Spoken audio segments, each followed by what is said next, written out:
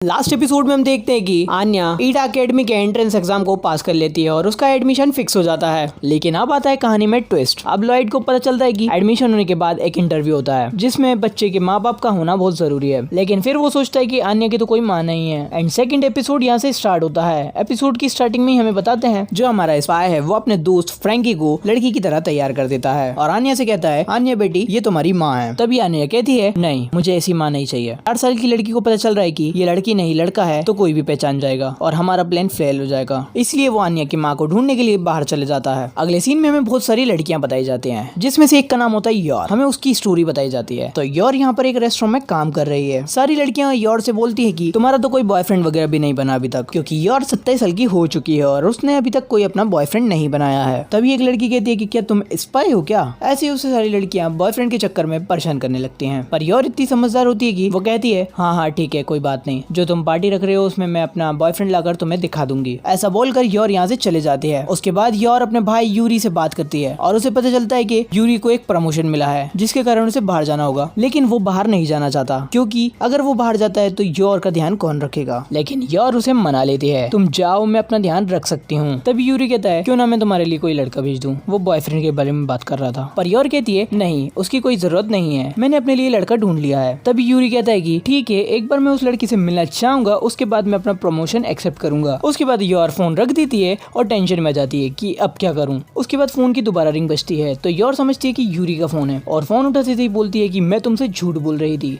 तभी सामने से कोई बोलता है कि मैं तुम्हारा न्यू क्लाइंट हूँ। उसके बाद हमें पता चलता है कि जो योर है वो एक असैसिन है और उसके पास अलग अलग मिशंस आते रहते हैं। उसके बाद जो बंदा कॉल पर होता है वो इसे किसी को मारने के लिए कहता है और साथ ही साथ इसे थ्रोन प्रिंसेस के नाम से बुलाता है। फिर वो आदमी इसे एक पैलेस का एड्रेस भी दे देता है। उसके बाद हमें बताते हैं कि जो योर है वो उस आदमी को मारने के लिए निकल जाती है एकदम हॉट एंड सेक्सी से कपड़े पहन के। उसके बाद ये पैलेस में घुस जाती है और सबको मारने शुरू करती है और सबको बड़ी बेरहमी से मार देती है। इसी बीच इसके कपड़े फट जाते हैं और ये टेंशन में आ जाती है कि अब मेरे कपड़े फट गए हैं तो अब मैं क्या पहनूंगी। उसके बाद सीन चेंज होता है। हमें बताया जाता है कि फ्रैंकी बहुत सारी लड़कियों का डेटा कलेक्ट करके लेके आया है अपने दोस्त लॉयड के लिए। तभी लॉयड सोचता है कि इन सब में से किसे अपनी वाइफ बनाओ इस मिशन के लिए। तो तभी फ्रैंकी कहता है कि क्यों ना तुम अपनी एक एजेंट को ही अपनी वाइफ बनाकर यहाँ पर लेके आ जाओ। तो लॉयड उससे कहता है कि नहीं ये गलत है, वो अपने काम पर होगी मैं अपने काम पर हूँ और अगर 2 एजेंट एक ही मिशन पर वर्क करेंगे तो प्रॉब्लम भी हो सकती है। तभी आन्या उसे कहती है कि क्या डैडी मैं आपके लिए प्रॉब्लम हूँ? तभी लॉयड कहता है कि नहीं तुम बिल्कुल भी नहीं हो, तुम जाकर टीवी देखो। और फिर आन्या टीवी देखने लगती है। उसके बाद आन्या और लॉयड जाते हैं टेलर के पास आन्या के कपड़े सिलवाने। यहाँ पर लॉयड आन्या से मजाक करता है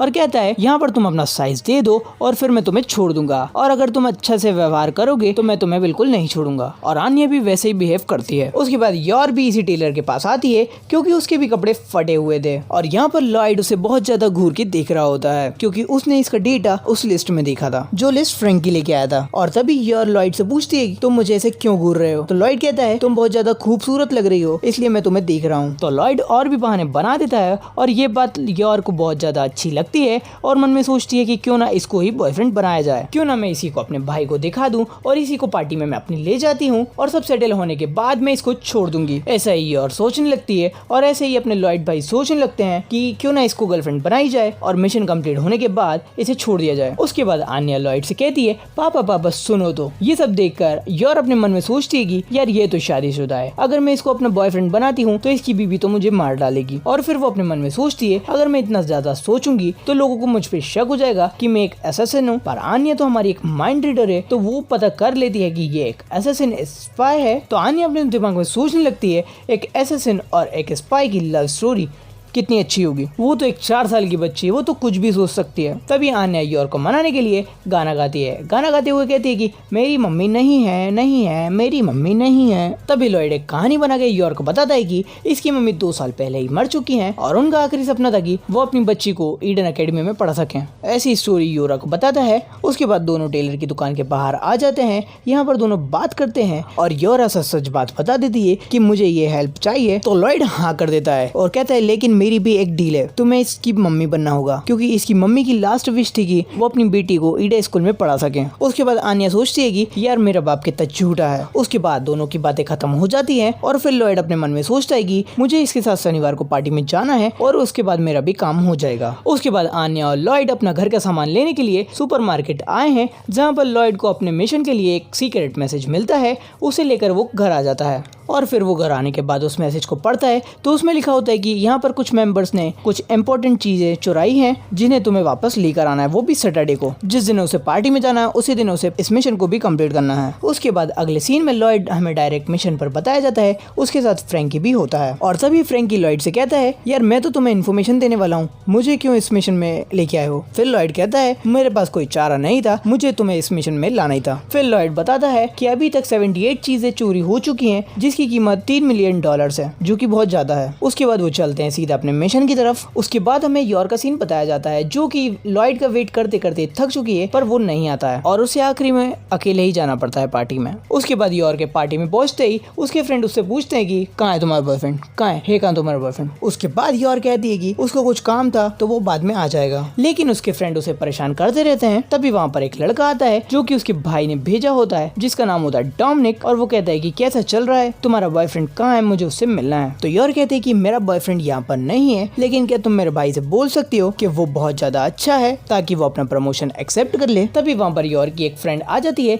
जो कि ये सारी बातें सुन लेती है और कहती है कि नहीं मैं तुम्हारे भाई को सारी सच सच बातें बता दूंगी, और वो लड़की उसे धमकाने लगती है। तभी यॉर अपने मन में सोचती है कि तुम ऐसा क्यों कर रही हो, क्या मैं तुम सबको एक साथ मार दूं? अगर मैं तुम सबको एक साथ मार दूंगी तो कोई कुछ बात बता ही नहीं पाएगा। पर फिर वो सोचती है कि मैं कैसे मार सकती हूँ इन सबको एक साथ। उसके बाद लॉयड अचानक से उस पार्टी में आ जाता है तो लॉयड को देख के ये लड़की बहुत ज्यादा जल जाती है, जिसका नाम है कामेलिया। तो ये सोचती है कि इसे इतना हैंडसम बॉयफ्रेंड कैसे मिल गया, और इसकी बहुत ज्यादा जल जाती है। उसके बाद हमें लॉयड का सीन बताया जाता है जिसकी आंख के पास से खून निकल रहा होता है। ऑब्वियसली वो उसका खून नहीं है, पर वो कहते हैं कि मैं एक सर्जन हूँ, इसलिए सर्जरी करते टाइम मुझे थोड़ा सा खून लग गया है। उसके बाद लॉयड से पार्टी में एक गलती हो जाती है, वो अपने आप को यॉर का हस्बैंड बता देता है, लेकिन उसे यॉर का बॉयफ्रेंड बताना था। उसके बाद कामेलिया यॉर के ऊपर सूप गिराने वाली होती है, लेकिन यॉर इतनी समझदार होती है कि वो उसे पकड़ लेती है और सूप के बाउल गिरने से बचा लेती है, लेकिन एक बूंद कामेलिया की नाक पर आ जाता है, उसे और ज्यादा जलन होने लगती है। तभी लॉयड यॉर से कहता है कि थैंक यू, तुमने खाने को गिरने से बचा लिया। उसके बाद कामेलिया और चुगली करने के लिए फोर्जर को बताती है जो यॉर है वो एक सेक्सी मसाज देती थी। तभी यॉर अपने मन में सोचती है वो तो डेड बॉडीज थी सारी जिन्हें मैंने मारा था और उन्हें मुझे देना पड़ा। और लॉयड अपना समझदार व्यक्ति होता है जो कहता है कि कोई बात नहीं, बचपन में इसके माँ बाप मर गए थे तो उसे पैसे कमाने के लिए और भाई को संभालने के लिए ये सब करना पड़ा होगा, और ये सब बातें मैं जानता हूँ। ये सारी बातें सुनकर कामेलिया की और ज्यादा जल जाती है, जो कि देखने में ज्यादा मजा आता है। और ये बातें सुनकर यॉर को भी अच्छा लगा और वो सोचती है कि ये कितना अच्छा इंसान है, लेकिन इसको कहाँ पता वो कितना बड़ा स्पाई है, ऐसे ही कितने लोगों को उसने मार दिया होगा, लेकिन ये सब किसको पता। उसके बाद लॉयड और यॉर दोनों ही वैन में बैठ जाते हैं और वहाँ से जाने लगते हैं, लेकिन उसका पीछे एक कार कर रही होती है, जो कि थोड़ी देर बाद लॉयड को पता चलता है और उसे पता चलता है कि जो बैग उसने भरे है ना उसमें एक ट्रांसमीटर है, जिसकी वजह से उन्हें हमारे बारे में पता चल रहा था। और वो सोचता है कि मैं कितना पागल होता जा रहा हूँ, दिन पे दिन शक्ति दिखाने की बजाय बहुत ज्यादा लेजी वर्क कर रहा हूँ। इतने में पीछे से वो एक बार टक्कर मार देता है और गाड़ी अनबैलेंस होने लगती है, लेकिन वो संभाल लेता है और किसी तरह वो निकलने की कोशिश करता है। पर तभी यॉर पूछती है कि ये कौन है जो हमें टक्कर मार रहे हैं। तभी यॉर भाई कहते हैं कि कुछ नहीं, ये मेरे कुछ पेशेंट्स हैं जिन्हें ट्रीटमेंट की जरूरत है, वो अपने ट्रीटमेंट कराने के लिए मेरे पीछे भाग रहे हैं। और यॉर भी इतनी बेवकूफ होती है कि ये उसकी बातों पर यकीन कर लेती है। उसके बाद वो दोनों वैन से बाहर निकल जाते हैं और एक जगह वैन को रोक देते हैं। फिर वो गुंडे उन दोनों को ढूंढने लगते हैं और फिर दोनों ही मिलके उन गुंडों को मारने लगते हैं और वो अलग अलग तरह की थेरेपी बताने लगता है। तो यॉर कहती है ये कैसी थेरेपी है, तो लॉयड कहता है कि ये एक नई थेरेपी है, उसके सर को बैट से मारने से उसका सर ठीक होता है। पर यॉर इन सब बातों पर भी विश्वास कर लेती है। उसके बाद फाइटिंग के बीच में लॉयड के ऊपर चाकू लगने वाला होता है, लेकिन यॉर उस आदमी को एक लात मार के एयरप्लेन की तरह उड़ा देती है। उसके बाद लॉयड उसे थैंक यू बोलता है और यॉर पूछती है कि मैंने उसे ज्यादा जोर से तो नहीं मारा, पर लॉयड कहता है कि नहीं, ये भी एक थेरेपी है, तुमने अच्छा काम करा। और ऐसे बहुत सारे बहाने बनाया जा रहा होता है और फिर गुंडों का दिमाग खराब हो जाता है। वो फायरिंग करने लगते हैं और लॉयड और योर वहाँ से भागने लगते हैं। तो योर भागते भागते पूछती है कि क्या हम अपने रिलेशनशिप को थोड़ा एक्सपेंड कर सकते हैं। और अचानक से लॉयड गिर जाता है ये बातें सुनकर। क्यों ना हम एक साथ रह जाते हैं एक दूसरे की मदद करने के लिए।